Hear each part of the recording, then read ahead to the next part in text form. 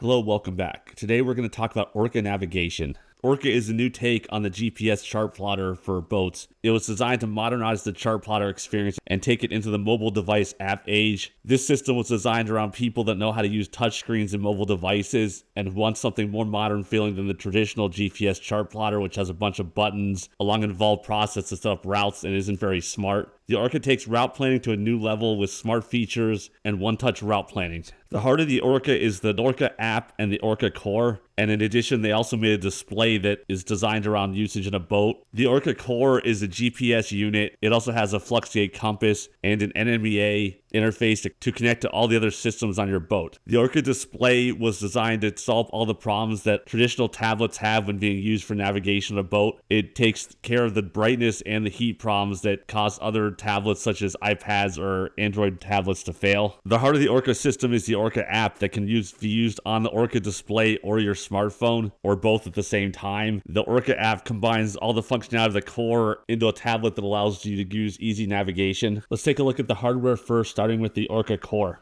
This is the Orca Core 2. You can see it's not that big, and it can mount just about anywhere in the boat. It doesn't have to be near the display. I think the Bluetooth range is like 15 feet or something. You can easily hide it just about anywhere else in the boat. It can receive signals through fiberglass and wood, so it doesn't have to be out on deck anywhere. It can be hidden somewhere underneath. It's got an Ethernet cable and an NMEA 2000 cable. You can use a 12-volt adapter that they give you if you don't have an NMEA backbone in your boat to power it off of. I don't, so I've got the 12-volt wired into the pedestal right now. It can also be made lower profile. Though this part in the back does snap off so that you can mount it flush on the surface without, this 1-inch part sticking out. Otherwise, you can just drill a 1-inch hole somewhere and push it through that. It doesn't have to be mounted in any particular angle or orientation, which is nice. You can mount it anywhere, any direction it's facing. It just has to be fixed somewhere so it's not flopping around. This boat has really old instruments, just for reference. The original auto helm, including the autopilot and the depth and speed gauge. They're original auto helm instruments, so they have like generation 1 C-Talk. So to connect those to the Orca, you need to convert from original C-Talk to C-Talk NG, I think it's called. And after doing that converter, you've got to do another converter from C-Talk NG to NMEA 2000. So it's 2 converters involved in the process. The part's around $200. It's not really worth putting money into something to make these instruments work with the Orca because they might last a few more years at most. The autopilot's definitely well past its useful life. It kind of works at holding the boat straight when you're motoring, but not much more. The depth and speed still work just fine. The boat never had a wind instrument. It's just got an empty spot here in the nav pod, which is why I put the Orca there. I know you're supposed to put it more than 3 feet from other electronics, but it seems to work just fine here after calibration. This is my Orca display mount. I got the service mount for it to show how it got mounted. This is the nav pod cover, and obviously nav pods are mega expensive. They're $500 or $600 for a new nav pod. And they don't really sell just the front cover piece by itself. So I did this for the last system. I'm doing this again. I basically took a piece of 1/4-inch starboard and used the template to make a mounting to that. And then you can send the inside, which just bolted that into the nav pod. So it gives kind of a nice, finish at the end. But this is a nice way to reuse the nav pod without spending all the money on a new one and have something that still looks decently nice. Also, ours did not come with any screws for mounting the service mount. They're M4. I think these are M4 by 20 millimeter stainless bolts from Home Depot. This is my completed Orca install. Here's the display. You can see the flush mount that I made with the 1/4-inch starboard. It looks fairly decent. This is the Core 2 installation up here in the empty instrument slot. Overall, it took me about an hour to install the Orca display and the Orca Core in the boat. Not too bad. This is the Orca display. It's thicker and more heavy duty than a normal tablet. If you look at an iPad next to this, it's about twice as thick. It has an 8-hour battery life. It's waterproof. The screen has no problem staying bright. It won't overheat or have any other issues that iPads or normal Android tablets do on hot days that are bright. This can handle bright sunshine, hot days, no problem. Still stay bright and easy to see. So we'll power it up. Okay, there it goes.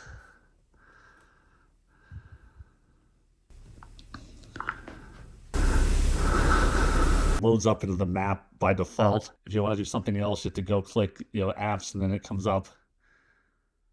And you have all the little Android apps. You can add more. You can do things like watch YouTube on it. Anything you can do on a normal tablet, you can do here. It's based around the Orca navigation software, so that's what it goes back to by default. This is the map screen. And you can see here's the area. This is land. This is water.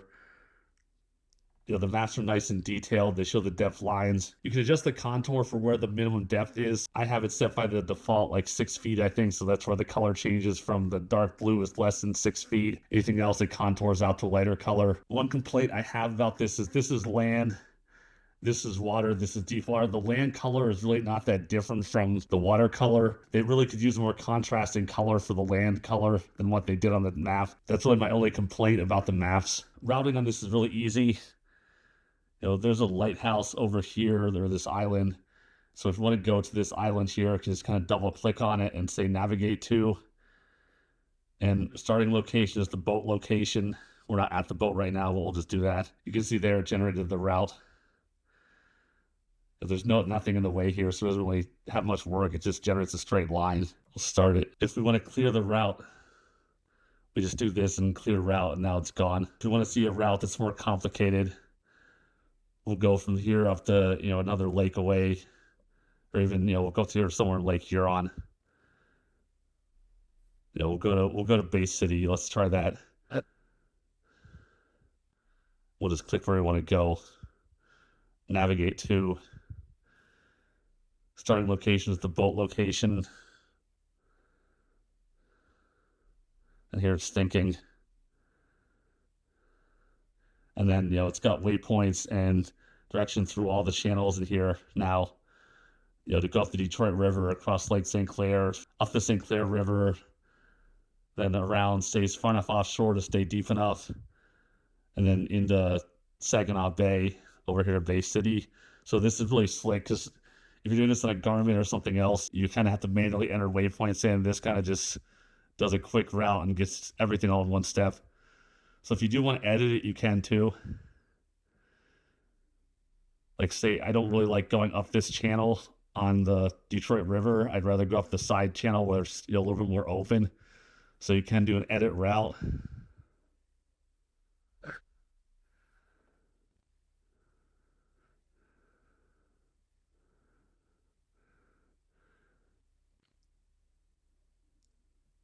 If you want to add a waypoint, just hold down and you can kind of drag it. So there, I've got the waypoint over here in the channel I actually want to use now. And now rerouted the route up through that channel instead of where it was. So it's nice and slick. It's easy to edit the route and make it go where you want to go, even if it sends you somewhere you don't really want to go in the middle of the route. It's real easy to add a waypoint and just edit it like that. That's one of the quick features of this.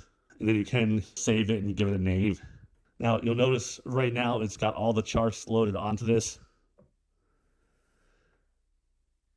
And let's go someplace normal we don't normally go.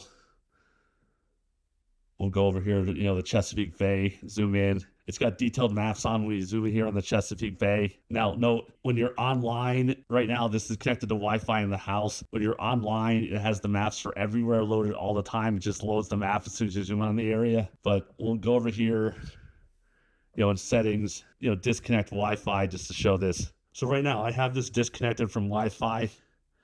And you'll notice I have all the Great Lakes charts downloaded offline. So when you zoom in here, you'll notice I have all the chart data because I saved it on the offline data. And we've got all the chart information here.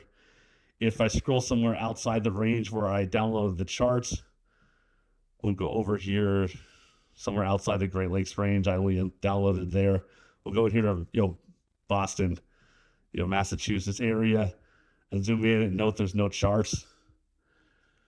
So you only have charts offline when Wi-Fi is disconnected from the tablet if you downloaded them ahead of time.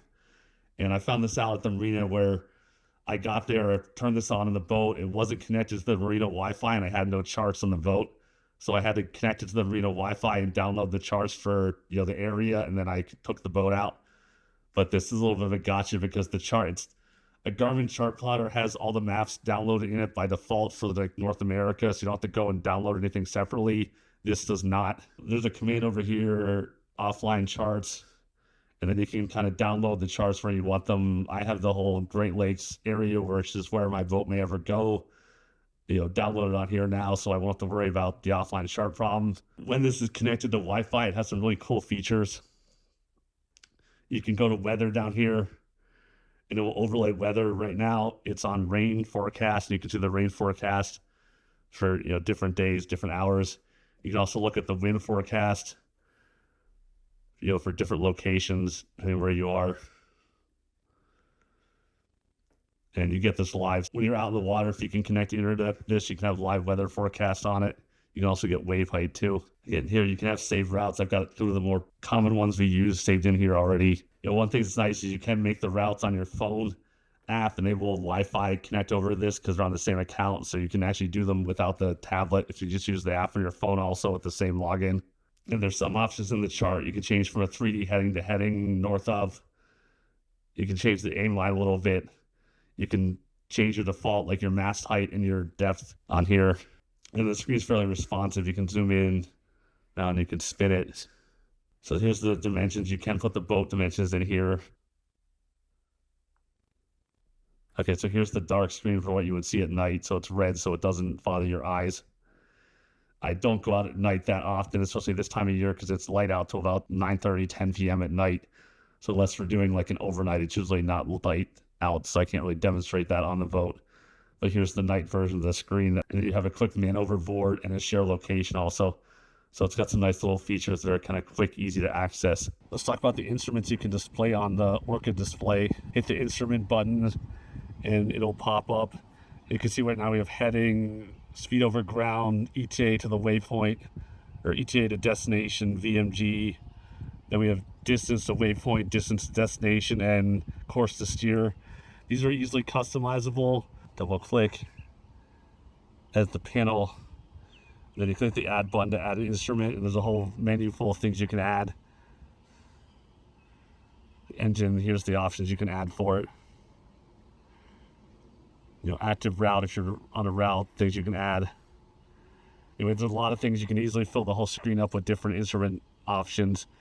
Again, our boat doesn't have that much networked into it. There isn't that much we can add, but if you have a lot of NVIDIA devices linked in with engine instrumentation or other things, you can add them here so they'll show up in your instrument panel. You can have several different panels. This is the initial panel.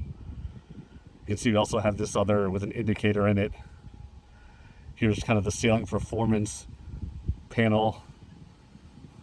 You can program polars into the boat so it has that and gives you what the ideal performance is, and just another one to custom add. So it's really flexible with what you can show on the map or what you can overlay here with the instrument panels. And then when you're done with it, just click off the top and you can turn their instrument panels off and just have it a plain map again. I'll show you where to find the calibrate compass. If you open up the menu and then my boat to adjust the core settings, and then scroll down here, and there's a calibrate compass option. And this is just normal, like turn the boat calibration like you would do for an autopilot, same kind of thing. It's a fluctuate compass, so you've got to spin the boat to do it.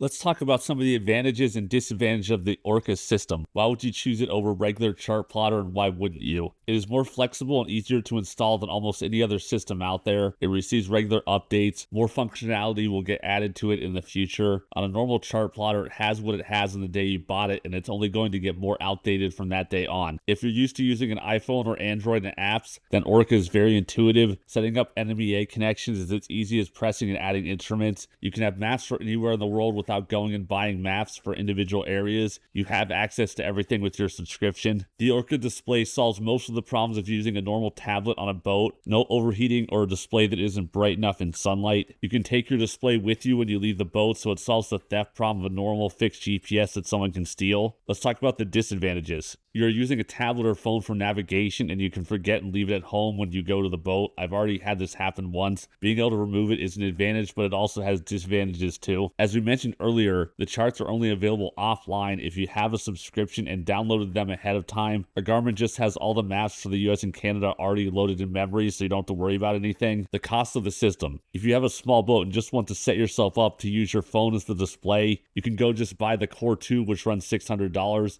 and you've got a really good flexible system for the boat that's upgradable in the future. The cheapest fixed mount Garmin chart plotters are around $500, so this isn't a bad deal at all. If you want the display and surface mount in addition to the Core 2, you have to dish out about $1,900 for the total system. A 9-inch touchscreen B&G Vulcan chart plotter runs about $1,000. $1,900 for the complete Orca system isn't cheap, and I won't pretend it is. You can expand it with multiple displays and also link your phone to it to control things like your autopilot. It gives you extra functionality, and you get all the improvements that will come in the future. What do I think overall? If you've got a newer boat with a lot of NMEA instruments and systems, the Orca makes a great addition to the boat that you can link to almost anything. For an older boat that has limited electronics that can link in, the Orca Core and app let you use a phone or an existing tablet you already have for full-featured navigation. It will work with any electronics you might install in the future as well. Where do you get Orca? You can get the hardware direct from Orca. I'll include some links below for where you can get the Core 2 and display. You can go download the app from the App Store for iPhone and Android devices and play around with the navigation features that are all in the app. You can do that for free. Thanks for watching. Remember to give us a like and subscribe before you go. Until next time, let's all get out in the water and enjoy the summer while it's here.